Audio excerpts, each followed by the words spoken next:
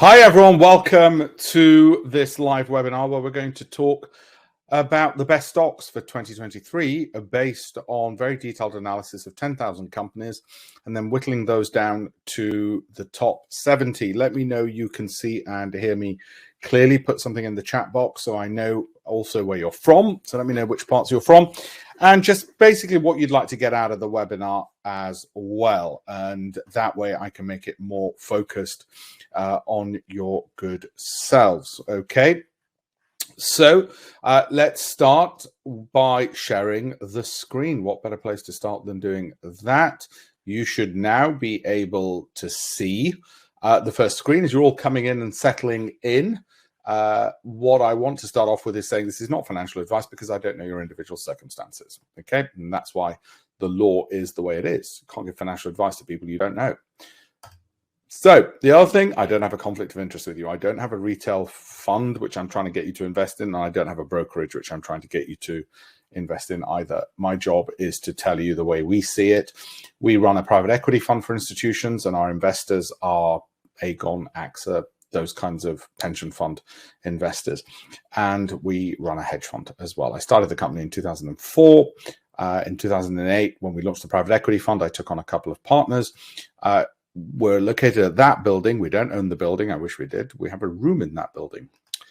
Okay, so Terry, Chorley, Lancashire. Hello, good afternoon. Robbie, it's been a while since you've done one. You're going to love it. What we're going to discuss, as well as the individual stocks, I don't just want to give you a load of stocks, which I will do, because otherwise I could just drop you an email with just a list of those. What I also want to do is give you some education on the biggest mistakes I've observed investors make. And those have come from my 20-odd years experience, my 18 books on investing, like this one, Investing Unplugged, my Financial Times books, you might well see some of them over my shoulder, and also from my writing in the FT and at Bloomberg as well. So let's get on with it. What are the ones? What are the major problems at the moment we're facing? So before we get into the start of the whole presentation and the webinar, I thought I'd just show you what really sums up the year and the problems people are facing. And I've chosen Apple with which to show that. And this is where Apple is at the moment. And this is January 2022. Okay, so we've had the kind of year where it's gone down for the best part of the year. And then people have thought, oh, and this is not just with Apple, this is with the majority of stocks and with the indices. When it's gone up, oh, is that the end of it? And then they've got in and it's dropped again.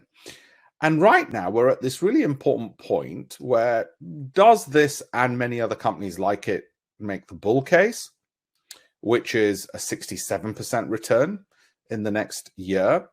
Does it make the base case, which is just to trickle along here and give you a 12% return, which isn't too bad? Of course, it won't just go in a straight line. It'll probably do this and that and this and then that and then this. Okay. Or does it make the bear case? So write that down. Bull, base, and bear. Does it make the bear case and do this? My money's on this, the base case. Okay. There are many people who think the market and Apple and others will do this, and others who think it's going to do this. Feel free to put in the chat box whether you think it'll be bull, base, or bear. Just write bull, base, bear, and I'll get an idea. I think it's going to be the base case. Okay. Of course, there's nothing stopping it going like this and then going like this and then going like this and doing all sorts of crazy stuff. I think ultimately it's about holding periods and what kind of stock. So what does this mean for us? Well, what it means is I want a bunch of companies where they're more likely to hit the base or bull case, and they're more likely to give me the kinds of returns I want, which I'll come to, within the time frame in which I'm looking to hold stocks, which I'm going to argue with you and suggest to you is 12 months holding period. Okay, so I'm going to explain why it's that. I also want to make sure that the kinds of companies I have are the type where if the market should fall, then they're resilient enough not to fall too much, and should the markets rise, then they'll do rather well. And this is not really about Apple. Apple is just in a microcosm doing what a whole load of other companies are doing because they're all highly correlated. Jeff says bull again. Yesterday was up 4.66% as well. We've got a couple of people saying, I've got quite a few saying base. Okay, I'm not going to argue against you on that because I don't sell myself on my views, because I might need to change those views given how quickly the world changes.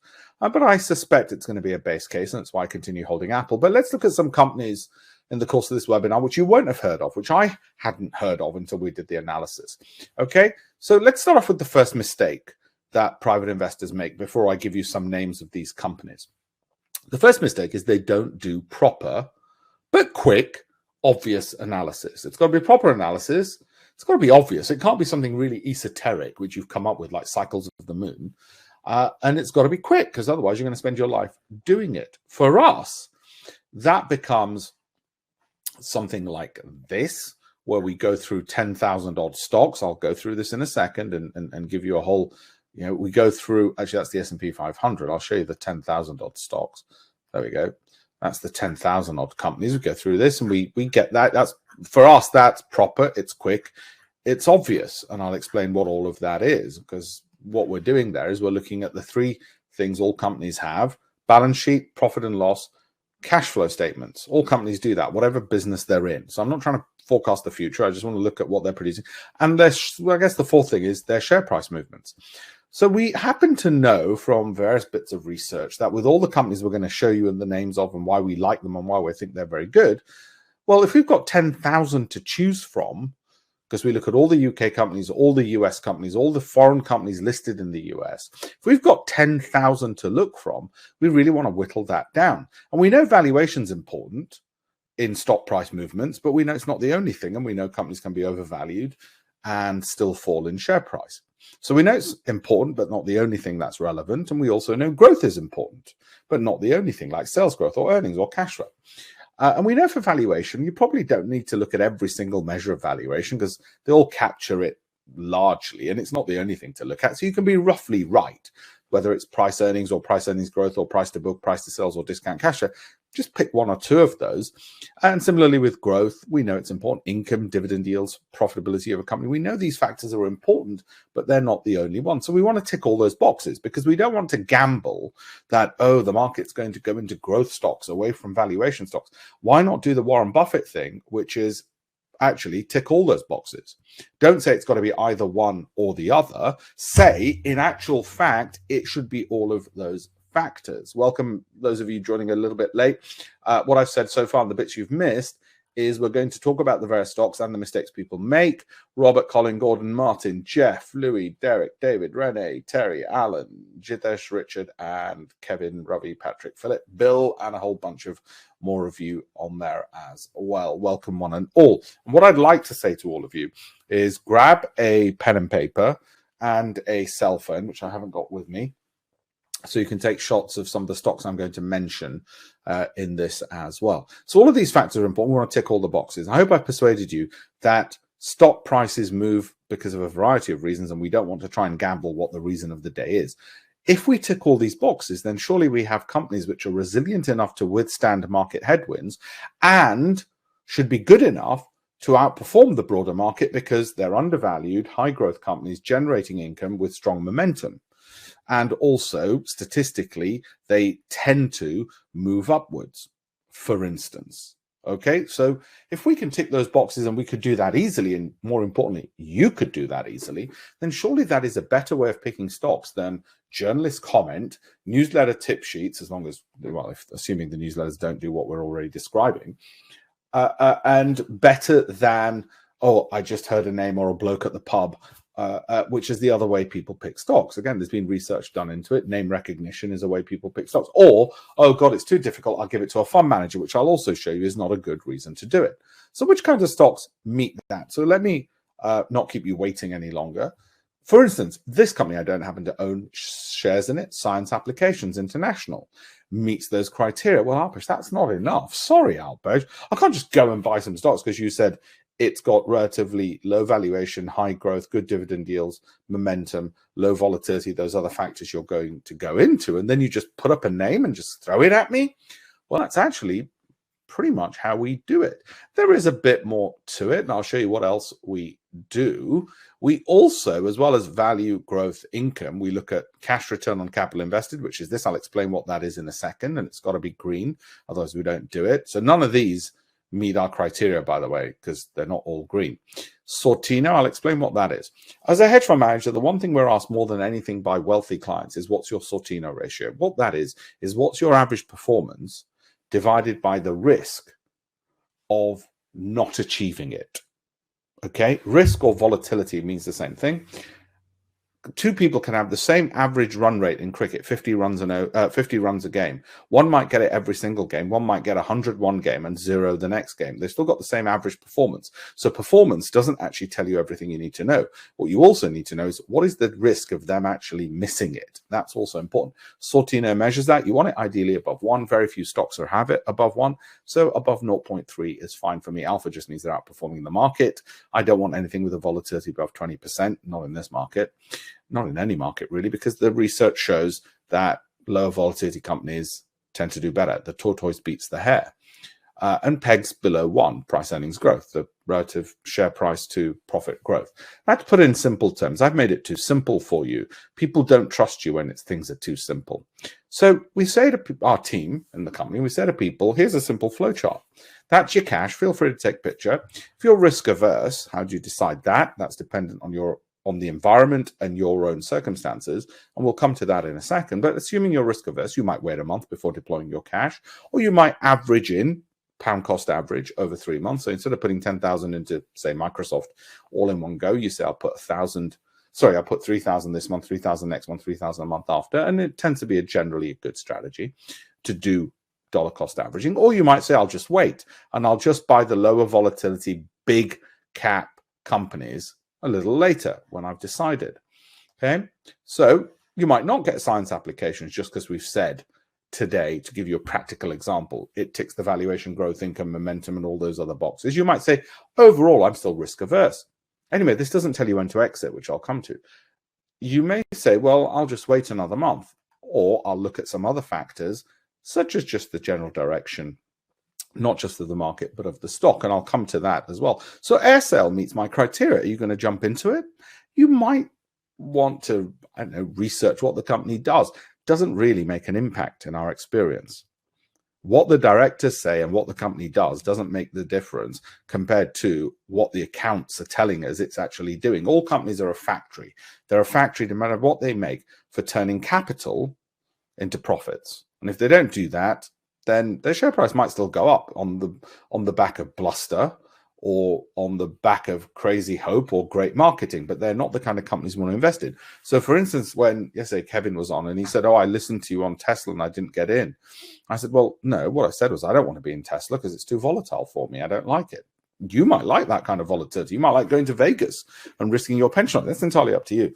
But we're really looking to reduce all those risk factors and have asymmetric rewards. And that's partly because the investors in our hedge fund are pension funds. So we're handling other people's pensions. And every stock I ever look at is one which I've got to justify to my wife why my son, 4.5-year-old son, has it in his ISA because daddy picked it. And I've got to be answerable to that. Amgen's another one which fits our profile at the moment. Am I guaranteed? And our target is 40% in the next 12 months. How do we come to that? Is that realistic? Well, I'll show you that in a second. Am I guaranteed 40%? No, it's not a bank account. Are there huge risks? Yes, because it's investing. How do we mitigate those risks? We mitigated those risks by making sure we looked at valuation of the company, growth of the company, dividend yields. And by growth, I mean sales growth year on year, profit growth year on year, cash flow growth year on year. And I'll also talk about cash return on capital invested in a second. Price earnings ratio, PEG, dividend yields, because we know companies providing dividends tend to do better than ones not. You might say, oh no, Alpesh, I know this coal mining company which has no dividends. You would have missed it. Yes, I'm not trying to hit every company. I'm trying to pick a basket of 15 to 20 stocks to hold for 12 months, which will generate me the target return I need for my pension. I'm not worried about the fact that I might have missed 50,000 other companies, well, not 50,000, 5,000 other companies which have done really well. It doesn't bother me as long as my portfolio, I keep focused, and so should you. On what will get you the return, not worry about what the rest of the world is worrying about. So what's the second mistake before we go into more stocks and deep dive into some of these factors that I've just touched upon, which you need to understand, and so that you can do it yourself? Mistake number 2, I've discovered over the last 20 plus years, private investors make is they don't look at the bigger picture of headwinds and tailwinds. The reason I mention this is because if there are headwinds, let's put it that way, it's a phrase which is quite popular in the media at the moment, then you're not going to get massive returns. Indeed, you may wish to hold more cash, because when you go through this analysis, you might say, I'm going to be risk averse because there's this headwind. And it looks like even the best companies are not going to do particularly well this year. So if you look at, for instance, and how do you determine that? I'll show you that in a second. If you look at a flight from New York to London, if there's headwinds, same pilot, same plane, same technology, yet it gets there slower because there's a headwind. If there's a tailwind, it gets there sooner. Everything else is the same. That's the same with the stock market. If it's having a bad year, it doesn't matter how good the company is, it's not going to do as well. People are pulling their money out. So how do you determine that? Well, there's two ways in which to determine whether or not you want to be risk averse or whether you want to say, oh, I don't mind, I'll still get in. And one is obviously to look at the S&P 500. We're talking about US stocks for the moment. And I've done that for you here. And what I've done is, and that's where we are with the S&P, and you can see what's happened this year. Went down, then it went up. We thought, oh, things will be back to normal. Then it dropped again. Then it went up.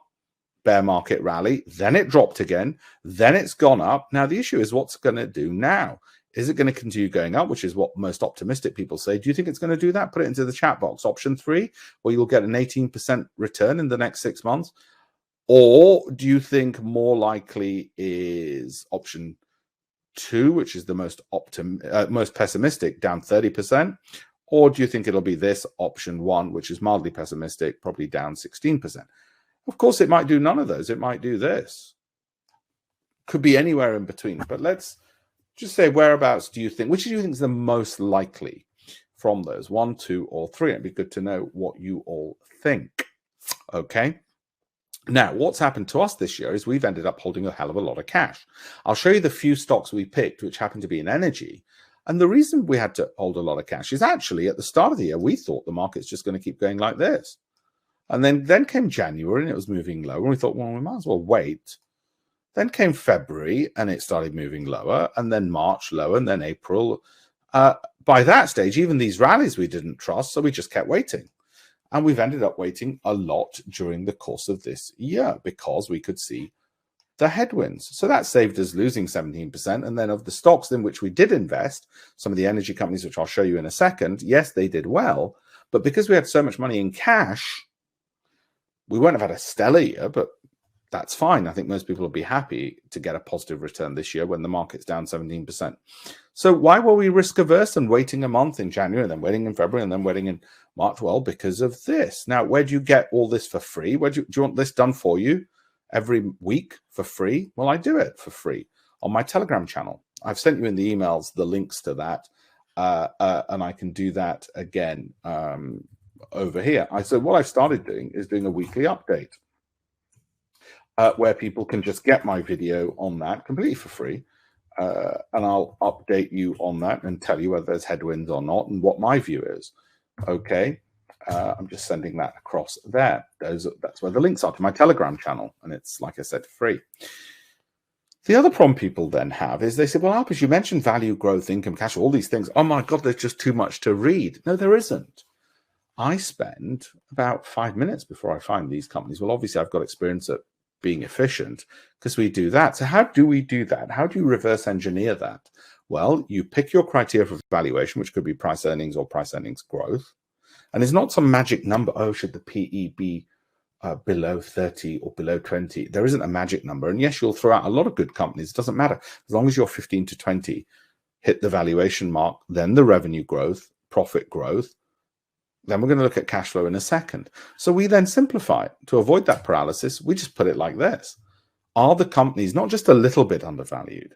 Are they significantly? They've got to hit our first criteria of value, growth, income, cash flow. They can't just be undervalued. That's not enough for a stock to move up. It has to be undervalued, revenue generating, revenue growing, profits growing, cash flow generating, dividend yield creating, high Sortino, high alpha.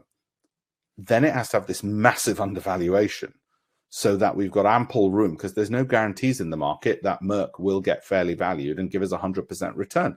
I hope it does in the next year. And I own Merck. I happen to own Merck. My son actually does. It's not me. It's in his SIP. Okay, he's got Merck. He's 4.5. his mum's going to kill me if I'm wrong. And when she wakes up at 3 in the morning and goes, what's happening with our son's portfolio? I can say, we looked at the valuation for Merck. We looked at price earnings, price growth, discount cash flow. We looked at all these other factors. And then we came to this conclusion. So even if then the share price still happens to fall because of the headwinds, she won't kill me. And that's one of the reasons to do it. That's one of the reasons. Richard, I'll come to yours to put it in a second. I'll read yours in a second.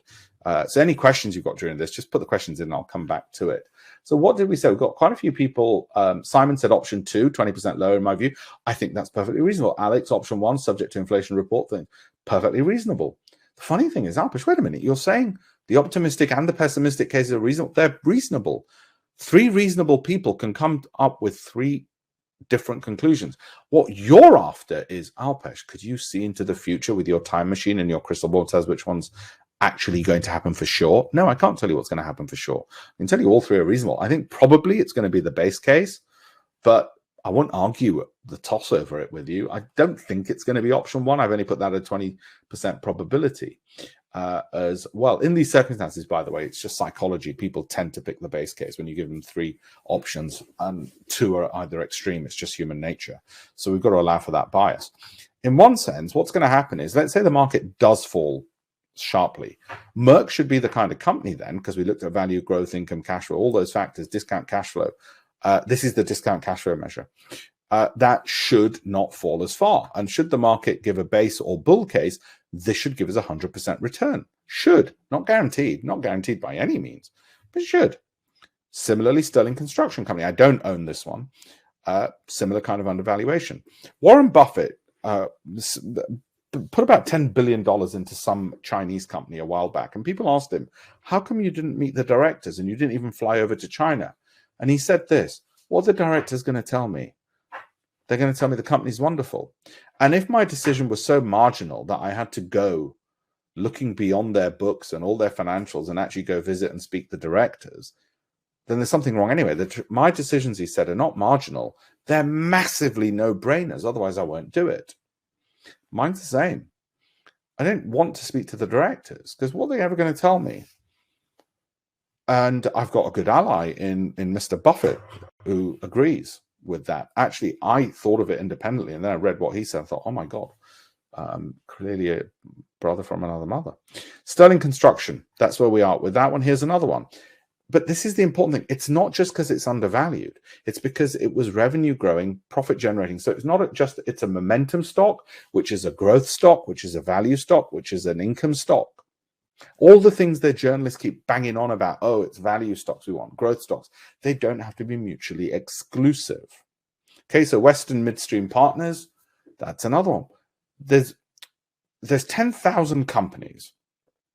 Very few of them, very few, about 70, have the criteria to get into my portfolio. And the reason very few have that criteria, and the advantage of, I'm talking about my personal portfolio, not the hedge fund one. The advantage of that is, of having a personal portfolio is, they might be small companies, some of them. Doesn't matter. It's not going to skew the market, my buying into them. What's mistake 3? Not having a systematic goal. It's one of the major problems. Philip said, isn't Merck a bit of a runaway? Up 25% in the last 3 months. Don't invest in it then. If you find any reason not to, don't do it. There you go. If you can find that there's data correlation between the past 3 months performance and subsequent 12-month underperformance, I'd like to see that data. But we haven't found it. There you go. And if you don't want to risk it, don't do it. There's other stocks. And that's the whole point of it. I sometimes come across companies like, take Western Midstream. I might read something in the news where somebody said something and I think, you know what? I don't have any data to suggest there's a correlation between what I've read in the papers and its likely future price movement, but I don't want to buy it. And that's fine. Move on to the next one. Don't lose sleep over it. You've got ample choice. It's like going shopping. Wife puts up the dress. What do you think? Nah. Right. We don't lose sleep over it. We don't overanalyze it. What don't you like about that dress, Alpesh? Move on to the next one. And that's how it should be with stocks. Okay? Peace of mind. That's what you want. So I don't need to analyze it for you. You don't need to overanalyze it. Value, growth, income, cash flow. We've got 70 others to choose from. Richard's got another view, which is the fact that it's gone up tells me to invest. So we look at momentum. We look to see, as Richard has mentioned, we look to see, has it gone up in the recent past? What we don't try and do is say, have they declined in the recent past? Because we found there's a correlation between recent momentum and continued price persistence in that direction. Now, you might say, no, I can give you lots of examples of companies which are near bankrupt, have declined 99% and then suddenly gone up 100%. That's fine. If you want to gamble like that, it's up to you. We don't do that.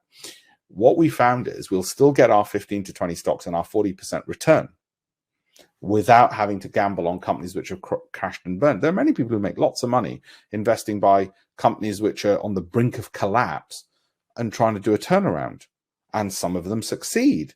You know, look at Twitter. It shot up after the bid from Elon Musk. Not our way of doing things. I don't like, you know, living like that, where I'm just like, oh God, please turn around. Somebody come into Aston Martin. Please buy into it. No, I'd rather not. I'd rather have a good, quiet life, because I've got to get 15 to 20 stocks, which give me my pension return. Then I can play with my son. It's as simple as that. Okay. In other words, people tend to over worry about things they don't and shouldn't need to worry about. Your portfolio should be something where, because of the decisions, you don't need to do it. Now, we just finished November, obviously. And last November, these were our average returns, 54%, and those were some of the best performers. Well, let's tone it down a bit. This year, we're not going to get 54% in the 12 months to end November because there were massive market headwinds. Well, why, Alpesh? Did you suddenly lose your magic touch? And what about all the other years? Well, we've been doing this since 2004, so we know what our performance is, and we know that some years you get 54%, other years you get 0. Hang on, that's a massive gap. Yes, we also know what the long-term average is, so I'll come to that in just one second. And we also know that, yes, if you got, and we hold for 12 months, that's it, and then we review. And just because something's been in our portfolio previously doesn't mean it automatically gets a pass to be in subsequently, because there is no correlation between what's in our portfolio and what will do well forever. Just because I own it doesn't mean it's going to do well forever. What matters is value, growth, income, cash flow, Sortino. So CROCI went up 208%. Hang on, Alpesh, why don't you just put all your money in that then? If I knew that was going to go up 208%, we knew it made our base case, but we had no guarantee it was going to go up that much. If I knew it was going to go up that much, I would have just put everything in one company. Why doesn't even Warren Buffett put everything in one company? The reason he doesn't put it in one company is because even he doesn't know which one it's going to. So he diversifies, though, as you know, his portfolios are concentrated, just like mine are, 15 to 20 stocks. Thank you, Rishi, as well. Generac, had I known it was going to go up that much? Do you remember your statistics from school? The more things you're trying to predict, the lower probability you'll get them all right. So we're just trying to suggest that these stocks we're going to look at are more likely to go up than not. We're not trying to say they will go up by this amount, because that's trying to predict two things, direction and quantity. That's harder than just picking direction. It's just logic. Otherwise, I would have put everything in those ugly, bloody shoes called Crocs. But I didn't. Right? Oh, I asked my wife, listen, we bought into Crocs and we made a 200% return. What the hell's going on? And she said, and I said, you know, I looked at the numbers, valuation, it was undervalued, revenue was growing up like crazy, profits were going up, blah, blah, blah. She said, oh yeah, they're doing a whole Instagram campaign. Now, I didn't know that. And I don't pick things based on Instagram campaigns or stories or, oh, that sounds interesting, let's gamble on that. That's just nice to know. And you might say, why don't you? That's a better way of doing it. It's certainly more exciting and interesting to say, oh, I found this clever piece of news on Instagram. I didn't know that. And why did we hold for 12 months? Because after 12 months, it crashed. Why did it crash? Well, everybody got in. It got overexcited. That's why we hold for 12 months. The world moves a lot quicker now than it ever did. It's not a question of, oh, I'll buy and hold forever. And I'll tell you why. You don't buy and hold forever. I didn't predict the financial crisis in 2008. I didn't predict COVID. Did you? I didn't predict Russia's invasion into Ukraine. Did you get an insight into Putin's Politburo and what he was planning to do? No, I didn't. I don't think he has a Politburo. I didn't. In other words, I have no idea what's going to happen, even in the next 12 months. I mean, when I'm on the BBC and we're talking about the markets, of course, I will pontificate like crazy. Here we go. Where is it? There you go. That's one of them on my channel. And I can predict and get things right, but I'm using this methodology to do it when I'm on there. And there's no guarantees at all what's going to happen in all of that. So I need the kinds of stocks which are resilient. How do I make sure they're resilient like these? Well, value, growth, income, cash flow. And that's what you should be doing. The biggest mistake people make is they don't tick all the boxes. In other words, they don't do their due diligence. That's all it is. So how do we do it? We'll come to that. But like I said, the point of this one is mistake number 3, not having a systematic goal. The point of it is this. This is the systematic goal. I'm going to give you a poor man's goal and a rich man's goal. Poor man's goal is if you're in your 20s, okay? You might have a plan to invest over 15 years. And with my help, let's say instead of 40%, and we'll look at why that's realistic in a second, let's say you only do 20. Okay, you only do 20. Some years more, like last year was great, the year before was great, the year before that was great. We had quite a few good rate years. This year won't be 20%, okay? Some maybe less. Nothing extravagant, nothing pessimistic. Let's say you've got 10K. That's all you've got because you're in your 20s. All right, and you plan to add about 500 a month into your portfolio. Well, you'll have 600K in 15 years. That's what it is. That's what you'll have. That's my son's junior ISA. Okay, because the maximum you can put into a junior ISA for a child is £12,000. And he's 4.5, so he's about here. Barely seems worth the effort, does it? Well, actually, he's slightly above there, only because, not because I'm his dad, only because if you look at the market over the last 3 years, it's been rather good with the exception of this year. So he's a tiny bit above that. All right, the idea is by the time the little bugger's 18, my biggest worry will be that he doesn't become a spoiled little brat. That's just his ISA. 12,000 is the most you can put into an ISA, so I've taken those kinds of numbers. And he should have about 600,000, right? He'll have some other money elsewhere because his mum will have done some other stuff, and he probably thinks he's inheriting my bicycle as well.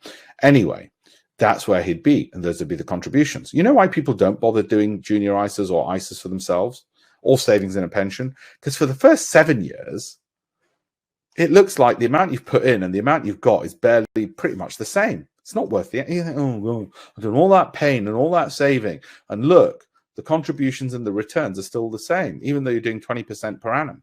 No, it's this deferred benefit of in your 13th year. Who the hell wants to wait till they're 13 years from now, where they're making 80 to 100 grand a year for doing nothing, 80 to 100 grand a year for doing nothing. So we want to have some goal and know why we're doing it and be assured that the pain we're going to suffer in the early years of not spending our money and putting it to one side and investing in it will eventually be worthwhile.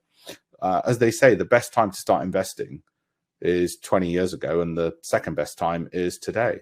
It's that kind of thing. Let's assume instead of being relatively poor, you're relatively wealthy. So my son's relatively poor because he's only 4.5. Let's say you're relatively wealthy. Assume you plan to invest over 10 years, and let's say you do 20% per annum. Not every year, some years more, some years less, like last year was great. Let's say you have 100K, right, in your SIP or ISA or whatever, and you plan to add 1,500 each month. Well, you'll have $1 million after 10 years. My job is to convert every 100K into $1 million. Hopefully, it doesn't take me, for my family, hopefully it doesn't take me 10 years to do it, given all my expertise. It shouldn't do, but let's say it did. Okay, so convert every batch of 100 into $1 million. And don't worry, we do charitable things as well. We're not just trying to hoard wealth and then die at the end of it and pass it on. That's what it will look like.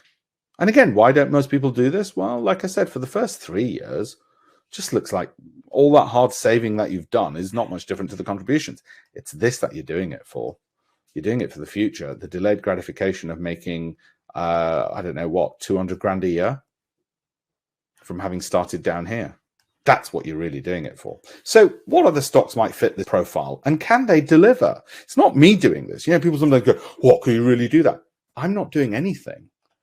It's the people at Alliance Resources that I'm relying to do this. So this was one of the ones which was on our value, growth, income, cash flow, dividend yields. Okay, I don't run this company or any of the other ones I mentioned. I didn't invent them. I didn't create them. I'm not their chief executive. I'm none of those things. I'm just the capital who's riding on their tail. I mean, there's a reason capitalists and fund managers are hated. What are we doing? Nothing. Nothing for society, but we're enriching ourselves. Well, we'll talk about communism and Marxism later. Alliance Resources, right? What is it? 160% return. I'm not predicting that. I'm not forecasting that. What I'm telling you is we looked at it. We got the value, growth, income, cash flow, all of those factors. And then we looked at the base case and the angle of inclination, which has been going for quite a while. Does it mean it'll continue doing it? No. So you're holding for 12 months, but what's your exit point? Surely, what if it fell down here, Alpesh? Wouldn't you get out? Would you just wait for 12 months no matter what? Yes, we have an exit point. And I'll come to the exit in a second. That's 160%. So when I say 40%, I don't mean every stock out of the 15 to 20 in my portfolio. I mean, as a basket, some will do more. Let's say this does 160. Others might be down 25%. On average, we should get 40%. I'm happy with 20, but 40 is what we're targeting. So we leave ample room on that. And you saw some of the ones which did it last time. Okay. So here's another one, APA. This is full disclosure. I think this is in my son's ISA from memory. Okay, that 70% is the projection. Doesn't mean it'll do it. Doesn't mean it'll do it, because all we're doing is projecting on that. Now, this is the bit you've got to be really careful with. We didn't take a chart and just project.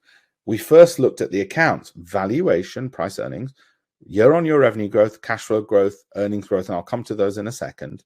So not just valuation, but growth, income, momentum, Sortino, alpha. We looked at all those other factors. And out of 10,000 odd companies, can you see that? I mean, your eyes go crazy. Out of 10,000 odd companies, it made the criteria. We had 10,000 CVs of people in companies who said, we'd like to manage your son's inheritance. We whittled it down to 70 companies. That's what we did on that. What impact will inflation have on returns? Jeff, let's talk about inflation. Okay. What impact does inflation have on anybody on this webinar? You've got fixed costs and you've got variable costs in your household. Your fixed costs, you can't do much about. They might be your mortgage, and obviously that's gone up. Energy, that's gone up. Then you've got a bunch of variable costs, which will be things like how often you eat out. Do you go to the cinema? Do you take a holiday? Do you eat avocados for breakfast, or do you substitute to something else? So you tell me, what will inflation impact on these returns? Well, if you can substitute away a lot of costs or cost cut, inflation might have no impact on you, because I'll give you an example. A lot of people are not going to be impacted by inflation, a lot of middle class, because what they're going to do is skip their holidays, or 2 holidays, I heard, is what the average number of people take. I heard somewhere. So it's not going to impact them, because what they're paying more to their bank and to their electricity company, they're going to just take from their holiday funds. So it's not going to impact them. Now, it's going to impact the little old lady who has got nothing else to substitute away and no variable cost to cut. But your question is more broadly, what impact will inflation have on stock prices? Well, the kinds of stocks we're looking at should be the type which will benefit from price inflation because of a variety of accounting reasons. They shouldn't be the type which will necessarily crash and burn because of inflation, because they're profitable, they're growing their revenues. Remember, look at what I'm talking about. They're growing profits, they're growing sales, they're generating cash flow. They're doing every single thing possible. Unless what you're saying is because of inflation, every stock will fall. In other words, the headwinds will be just too strong. Let's look at specifics again. It'll hit holiday companies' profits. I'm not planning to invest in holiday companies because they've not come up on our portfolio. And I'm not surprised they've not come up, Alan, because guess what? Their profits are going to be probably hit. I'm not gambling around whether a holiday company, I'm trying to forecast the future on that. But I'm looking at McKesson, and we own this. Why did we pick McKesson? Well, there wasn't just 68%. It was valuation, growth, revenue, momentum, cash flow. I can't say it often enough. We looked at their P&L accounts, their balance sheets, and I'll show you how you do it yourself. All right. And all of those. And then we just said, well, let's have a look at the chart. Oh, project it forward. Bloody hell, 68% in 12 months. I'll take that. We might be wrong. But I've got every single reason to think we're not. Doesn't mean it's guaranteed. Molina Healthcare, own it. We own it. Okay. And you can see on there a bear case that I've done, which is this. Right, this is where it is at the moment. The bear case is it'll only give me a 12% return. That may well happen. Next year, my total portfolio might only go up 12%. I don't know, right? And I've given a base case, which is this, which is a 40% return. So when you ask me, oh, is 40% achievable? It's not me doing anything. It is Molina Healthcare. If it hits its base case and all my other 15 to 20% companies can hit the base case, you might say, yeah, but will it? But will it? But will it? Well, come back in 12 months. Can you guarantee it? Nope. Oh, okay. What more do you want from me? You can't take blood out of a stone. You can't have more come out than is possibly possible for me to tell you. Okay, Muller Industries. How's that projection? 53% based on value, growth, income, cash flow, all the factors that I mentioned. And I'll tell you of those. Somebody once asked me, said, what's the most important? I'd probably say valuation is the most important, and then cash flow is the second most. Dividend yields are probably the least important. If you didn't look at them, I don't think it's going to make a difference. Growth is sort of moderately important. It's like 20% importance. And then we found the research which proves all of that as well. There's ample research done on it. Retail and travel will be impacted. Yeah, probably will. Or it's already oversold and therefore we'll have a bumper year next year. Don't know, Jeff. It'll be one or the other. Richard, inflation damages savings without compensatory increase in income, damages standards of living, disposable income if they're lucky enough to have any. Richard, you tell me, if you skip a holiday and that means, I don't know how much, by the way, I'm a bit out of touch on holidays because I grew up in a household where we didn't have holidays. So this notion that people spend £5,000 to £10,000 on a holiday is flipping alien to me even to this day. How much do you guys spend on holidays? I mean, if you want, it's all anonymous. Put it into the chat box. If you skip one of those, won't that make up for your mortgage and your electricity rises? I'm out of touch. Honestly, tell me, because for me, that's the answer. I come from a British Indian family, and holidays, you didn't have them. We're like a crazy luxury. And luckily, I've got a 4.5-year-old son who doesn't like to fly. So as my wife keeps pointing out, we have saved a fortune. She's more into holidays than I am. I just think they're too expensive. So there we go. EasyJet, come on, £100. Go to Venice. I happen to know the flights to Venice are about £120. So please don't tell me, oh, you're being hit by inflation. The guy from UBS put it really well. He went to university with me. He said, they've got all these rich bankers in his bank and they go past the candy machine, the sweet machine. And they go, oh, look, price of Maltesers has gone up. He goes, the funny thing is, they're all stupidly rich. They can all afford those Maltesers. They have no intention of buying them, but they're just complaining about it. So I'm not saying cost of living hasn't increased. I know energy prices have. I know mortgages have. But the people it's going to impact are the ones at the bottom, or the people who want to keep going on their holidays and make no changes to their living. Yeah, you're transferring money from the joy and enjoyment you would have had on holiday to a bank. I don't like that either. To the tax man, I don't like that either. And to the electricity company, I don't like that either, because I'd rather I got the holiday. But they're going to get the freaking holiday, the tax man, the bank, and the electricity company. So I'm not saying there isn't an impact. What I'm saying is, to your bottom line, it's going to transfer from your enjoyment to somebody else's profits. Somebody else's profits. You know how much it costs to take oil out of the ground? About $15. That hasn't changed much. They're flogging that stuff for $100. Progress Software Corporation was another one which we looked at, and those are the numbers that came up. Mistake number four. As well. Richard, you made a very good point. A lot of people don't go on holidays after COVID. I think a lot of people have saved up a lot of money and they're going to be dipping into those. So I don't think their standard of living, we're talking about the vast middle class. It's going to affect your standard of living, as in you're not going to get the holidays. But what I mean is it's not necessarily going to hit your bottom line unless you continue spending like you have done. And that's the whole point of it. You're not meant to continue spending as you have done. Anyway, mistake number 4, not having an exit plan. So what's our exit plan? Exit plan with these stocks is this: when to sell, 12 months and reevaluate, or if it drops 25% from the high point. Now, this is really important on this one, this 25% rule from the high point since you bought it. And it's this: depending on your risk appetite, you might not wait 12 months. You might get 100% return and say, thanks very much, I'm going to take it. Or you might say, well, it's gone up a lot. I'm not going to wait for it to drop 25% from the high point. I'll sell half of it now and let the other half I'll exit if it drops 10%. You can play around with how much to sell with how much of a drop, but I give this rule as a sort of template, as a starting point, on that. Okay, 2.5 grand, Eric, sounds about right. I mean, holidays are expensive, I guess.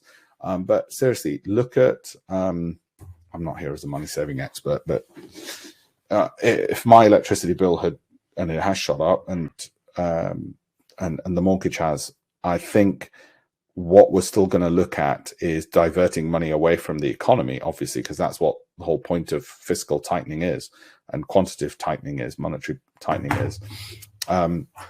And of course, I'd rather be spending it on a car or holidays. But yeah, so we're not going to be as happy next year, especially because our tax bills are going to go up. But hopefully it's not going to be a load of people being bankrupt. It's the ones right at the bottom that are the ones we're really worried about. Okay, so drops 25% from the high point. So which other stocks come up? Well, Perion Networks came up. Why did it come up? Value, growth, income, cash flow, all of those factors. Also, the return potential, if all the average analysts' price targets were right, would be 43%. Doesn't mean they're going to be right. It's just an extra piece of information. There's no guarantee they will. And that's not the only factor we could look at. That's just an extra factor. The factors are, again, I appreciate I might be boring you with the repetition. Valuation, price earnings growth, growth, tick, momentum, tick, and so on. So that the company appeared on this and had all greens. Look at how many companies don't even meet those criteria. They're overvalued, low growth, maybe because of inflation, okay, or bear markets. Alpesh, how does the bear market impact you? Well, it means that a lot more companies are not going to meet the criteria. How does inflation? Oh, how does rising interest rates? How does the war in Ukraine? It means a lot more companies will not have valuation or growth. Hang on, Alpesh. Inflation means people won't be spending in the economy. You just said that. Yes. So there'll be a lot more companies which won't make our criteria. So what? We only still need 15 to 20. As long as we get 15 to 20, we're happy. We've got enough. And we get 15 to 20 even in the worst markets. Okay, what's this? Cash flow. What about ones which have, I need them to be up over the last 6 months, right? Because whatever the economic environment, I need them to have had a positive return as well. Okay, Rich has made a good point about generally about macroeconomics and larger sectors, energy companies will do well. I don't know if Perion Networks is an energy company. I suspect not. I suspect it's in software. I don't care what those companies do to make profits. I don't care whether they sell suites, sell software, sell energy. I'm not gambling on the macroeconomy. I have a master's degree in macroeconomics from the world's #1 university, and I do not, as my tutor said at my interview, you will not use any of this knowledge for investing. And that's exactly correct. Okay, there are some people who do that. They try and predict the future based on their macroeconomic analysis, and they sometimes gamble right. If I wanted to do that, I'd go to Ladbrokes. So we look at the companies, and we're looking at the companies. That one came up. Axelis, 48%. It's got to be big return potential. In other words, return potential based on if the analyst price target is correct. Analysts are usually wrong. Value, growth, income, cash flow. And if it just gives me half of that or 20%, I'm happy. Okay. Return potential 66% on Blue Links. What do they do? I don't know what they do. Hillenbrand, don't know what they do. I think they make clothes, don't they? I might be wrong. 54%. So we looked at value, growth, income, cash flow, all of those things. Okay. I didn't go to Harvard. When did that come up? Oh, I see, Dan. That was a joke. No, it's not Harvard, Dan. Who? Where? I've already covered that, which is when to sell. Mistake number 5, and let's look at some stocks and the mistake people make. You're looking at too few stocks. You're basically looking at a small universe. The vast majority of people will pick only in their domestic economy. So they'll say, I'll pick from the FTSE 100 or the FTSE 350. I've got news for you, my friends. Okay. I've done the analysis for you this morning on the FTSE 100. There's very few which go right across. In fact, there's none. There's none which meet my criteria. And you might say, well, you're just being too stringent. Airtel Africa's close enough. Yeah, close enough. Ashted is close. Look, no, overvalued. Because I would say to you, well, wait a minute, I've got other stocks which meet all my criteria. And on the FTSE 100, they don't. On the 250, you tell me, do any of them? Yes, that one, Diploma, at the moment, is the only one. Okay, nope, there's another one. I think that one, Inchcape, does. You might say, Inchcape, are you crazy? Car finance in this environment, you nutter? Don't invest in it then. If you don't like the sound of the story at the end, don't do it. Right? But people invest in too narrow a gene pool. We don't look at 350 companies. We don't look at FTSE 250 and 100 only. We look at 10,000 stocks. So we're not restricted to picking from rubbish. Okay. My thoughts on China, I'm staying clear. That's more to do with politics. I'm Indian. I'm not buying Chinese companies, and I haven't done it for a few years now. So you might want to ignore my views on that, or you might not. The hidden poverty gap, right? That's the index, and that's the FTSE 100. On any rolling 5-year period, this is pretty much what happens. That's the US, okay, where I get my 10,000 stocks from. Over the last 5 years, and pretty much any rolling 5 years, including right up to today, that's the gap. Let's assume you and I both just match the index. It's a fair assumption. If I'm going to do it, you're going to do it. Okay, so let's just assume we both are just as good as each other and we're as good as the broader market and we just match the index. Well, over the last 5 years, you matched the UK index and got nothing. I matched the American index and more than doubled my money. If I just match the index. And we're not even going to assume that I should hopefully do better than that. That's the case over any rolling 5-year period. It just keeps happening since the Second World War. I think there was one exception in about 1960 where Britain outperformed the UK over a 5-year period. That's it, right? Why? Because I can pick from a bigger gene pool. I can pick, well, there's a whole host of reasons. And this is not just say, oh, buy American.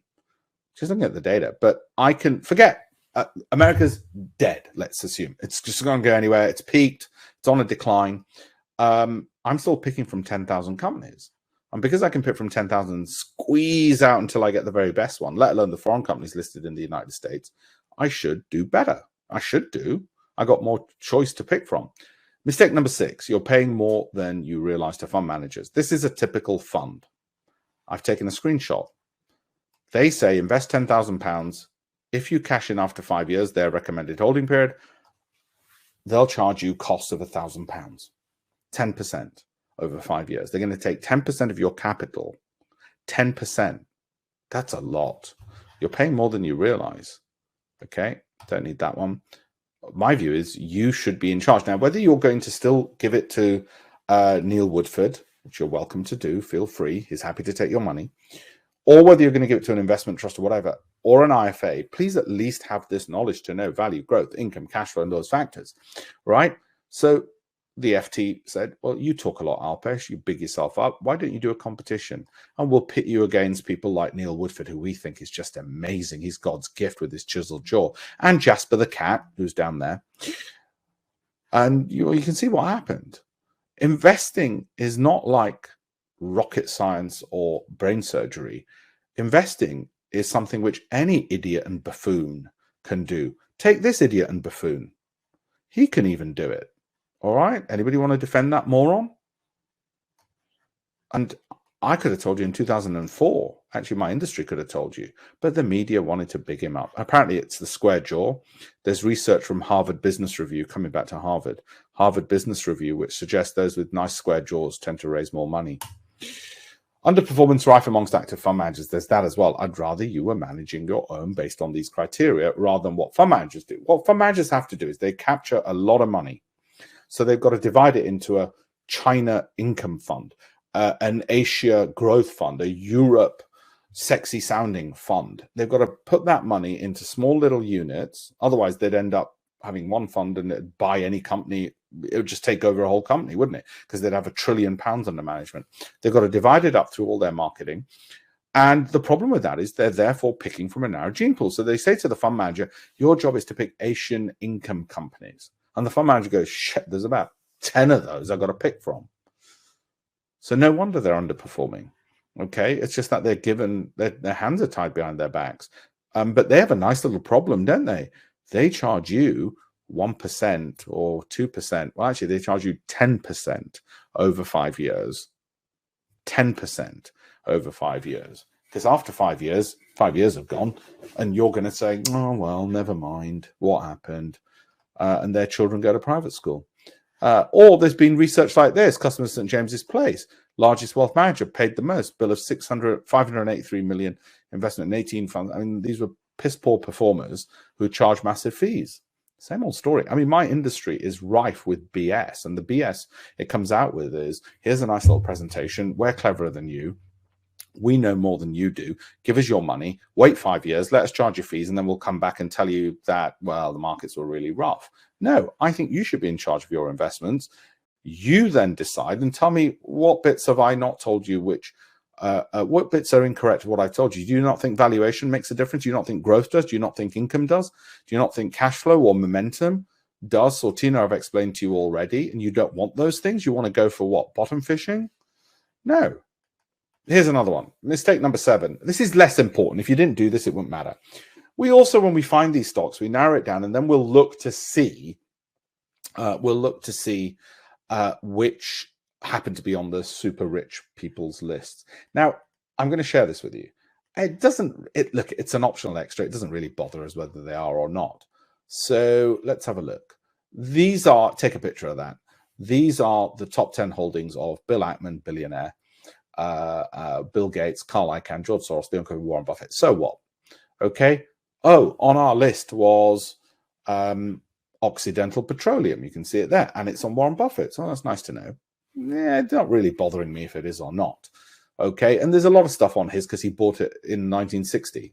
And so the dividends he gets from it, like American Express or Coca-Cola rather, is phenomenal. He's not got Coca-Cola because he thinks it's going to shoot up in the next 12 months. He's got it because the dividend yields he buys on the quantity of stocks he bought in 1960 means he's probably double his money on his investment every year on that. That's not the point. The point is, I'm just sharing it with you. It doesn't really bother us. And then there's some hedge fund managers who, well, we look at and see, do they have any stocks that are generating? Well, let's look at it here. Where's it gone? This one. Okay, so he gets about a 45% return. Not every year, but he tends to do fairly well. If he's done, any hedge fund managers have done that over the last 3 years, we'll look at what holdings they've got and do they tie in with any of our stocks, because 40% is our limit and what we're after. So Devon Energy had, and it came up in our filtered list. I own Devon, by the way. I own Katera, by the way. I own Antero Resources. I own Marathon Oil. I own EOG Resources, and I own APA. They all came up in his. For all I know, I've never met him. For all I know, he uses the same filtration process we do. But that's him. If you copied his sins, you'd get 45% return. Okay? Are you going to do it just based on that? No, of course not. That'd be crazy. You do it because you did the value, growth, income, cash flow, and everything else. And then it just so happens some guru had it, some hedge fund had it. That's how we came across AbbVie. It hit all our criteria, and it just so happened a hedge fund had it. You know what people will do? No matter what I say, they'll go, well, let me start with just that bit. No, that's the wrong end. That's the bum end of the dog, not the mouth end. Okay, it's the wrong end. Occidental we own, as I showed you earlier. What do I expect to happen? Well, I think it'll be a 40% return in the next 12 months. It was value, growth, income, cash flow, and then we did a projection based on that. It happens to be the case that a week after we bought it, Warren Buffett bought it. Thank you, Warren. Okay, so that's the way to look at it. That's the important lesson I want to tell you. What people do instead is they see an article, oh, Warren's bought it, oh, I'll buy it. That doesn't make sense. Value, growth, income, cash flow, your risk analysis, your risk aversion. Okay, then we filter, is it deeply undervalued? It's got to be deeply undervalued, so it's a no-brainer. If you miss any of these little steps, then you're going to bugger it up. For instance, if you're trying to be me and don't behave risk averse, then you're going to bugger it up. That's the flow chart. Keep it simple. Tick all those boxes. Amgen meets our requirement. Axelis meets our requirements. Blue Links meets our requirements. Cardinal Health meets our requirements. One other thing we don't do this, we leverage 2 times. We leverage 2 times where we get any stock like McKesson, which has a return distribution like this, a statistical return distribution like that. So McKesson has that, so we'll leverage that 2 times, not more than 2. That's high risk. You shouldn't do it. We'll either use CFD. Well, we use CFDs. Okay. Sometimes we might leverage if there's an ETF, which allows you to do 2 times leverage, but I don't think McKesson has one. And that'd be a straight CFD play. Our risk, we don't do more than 2 times leverage. Equally, as I've already said, we look to see if the analysts jointly agree, but only value growth income. Value growth income. So what are the names? Avinative is one where we think, well, it says 141% return. If it continues at its rate, Alpesh, it won't continue at that rate, you idiot. It's not going to happen. You might be right. We'll keep an eye on it. But at the moment, it's in our value growth income, and that's the return we're looking at based on that. And it's a multi-billion-dollar company. This one's really important. We look at this factor, cash flow, cash return on capital. So a company has a certain amount of capital.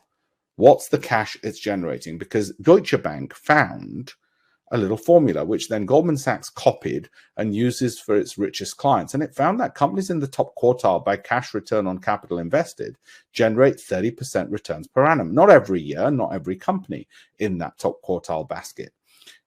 Some years like this, they don't do that at all, do they? It's not guaranteed. It's not a bank account. Okay. So 30% per annum. That's not bad, is it? 30% per annum. So we ensure, do they generate, are they in the top quartile by cash return on capital invested? That's my 30% right there of the 40 I'm targeting. And even if I'm wrong and they're wrong and Goldman's is wrong and Deutsche Bank, let's say we get 20. Let's say we have a down year. The next year, we'll get our 54 and make up for it. That's the way we're doing it. Dan, no. Short-term trading. Dan, have a look at pipspredator.com.